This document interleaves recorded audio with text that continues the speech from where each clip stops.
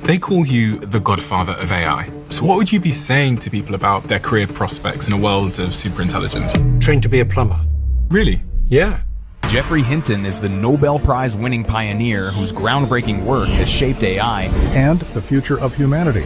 Why do they call you the godfather of AI? Because there weren't many people who believed that we could model AI on the brain so that it learned to do complicated things, like recognize objects in images or even do reasoning. And I pushed that approach for 50 years. And then Google acquired that technology. And I worked there for 10 years on something that's now used all the time in AI. And then you left? Yeah. Why? So that I could talk freely at a conference. What did you want to talk about freely?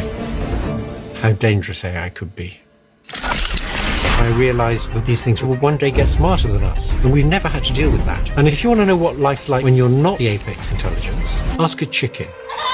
So there's risks that come from people misusing AI, and then there's risks from AI getting super smart and deciding it doesn't need us. Is that a real risk? Yes, it is, but they're not going to stop it because it's too good for too many things. What about regulations? They have some, but they're not designed to deal with most of the threats. Like the European regulations have a clause that say none of these apply to military uses of AI. Really? Yeah, it's crazy. One of your students left OpenAI. Yeah, he was probably the most important person behind the development of the early versions of ChatGPT. And I think he left because he had safety concerns.